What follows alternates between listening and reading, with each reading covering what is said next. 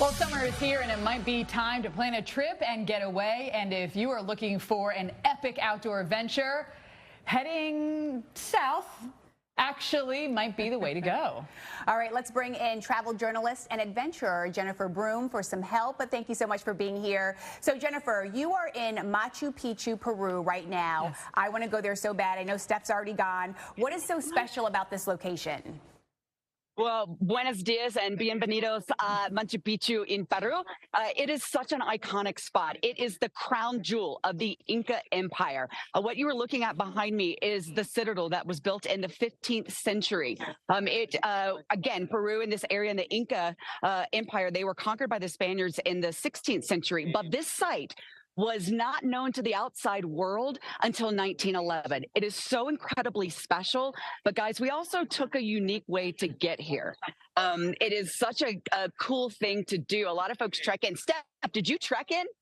No, doll, I took the train. But if I was a little younger, I would have done the hike. Did you do the full hike? I know you can do parts of it, or the whole thing.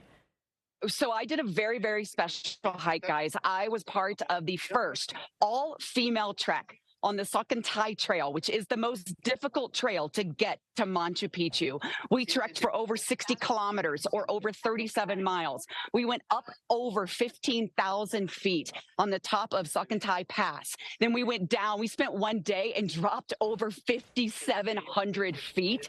A very, very difficult descent. But here's the thing. This is so special because it is the first all-female trek. We did it with Alpaca Expeditions, which I would strongly suggest, guys, if you are going to do something like this, that you pick to be that sustainable tourist, pick a local tour operator, pick an indigenous tour operator. Those are tips not only for here in Peru, but for anywhere in the world. But we had such a unique crew. We had 5 trekkers, our amazing guide, Marcella, and then our 4 cook, and you could hear some people cheering. They're glad they're here.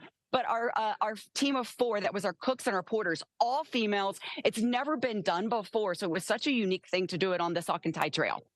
That would have been worth it. How was the weather on your trek and when you're up there? I believe you're in the dry season now, if my memory is correct. Yes. And when it's dry, it is really, really dry there. It's like all or nothing with the seasons. It really is. So it's kind of like when you think about it in a place like this, you have the rainy season and the wet season. Yes, we're in the southern hemisphere, which also technically means we're in winter since it's summer in the northern hemisphere. But it's so fascinating just how quickly the weather changes, kind of like it changes in the Rockies. The altitude here, the elevation here at Machu Picchu is about equivalent to Aspen. But on the Salkantay Trail, we would start with fog in the morning and low clouds. Then we would get incredible sunshine. It would warm up very quickly.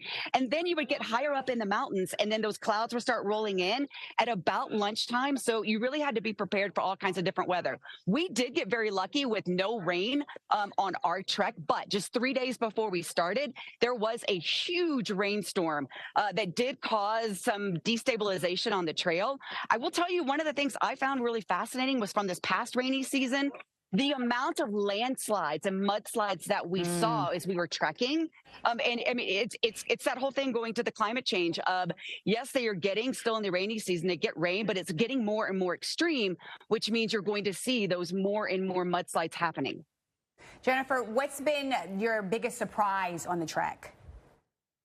Simply the elevation. So I knew I was going over 15,000 feet. I was prepared to do that, to get that climb. You're taking those steps one at a time. You have to do a mantra to get yourself through, just to breathe as you're getting up to that high. I don't think I was fully prepared, though, and I'm a trekker and a hiker, for the extent of that day 2 descent that we went over 5,700 feet down. But that was one of the big things. And then just such an incredible experience to be part of the first all-female trek when we did it with Alpaca Expeditions. I mean, I'm having FOMO. I agree with you. Travel journalist and adventurer Jennifer Broome enjoyed such a special, special place. I hope you get to Rainbow Mountain while you're there as well, because that is equally, everything about Peru was special. Thanks, Jennifer. That's awesome. I have to go.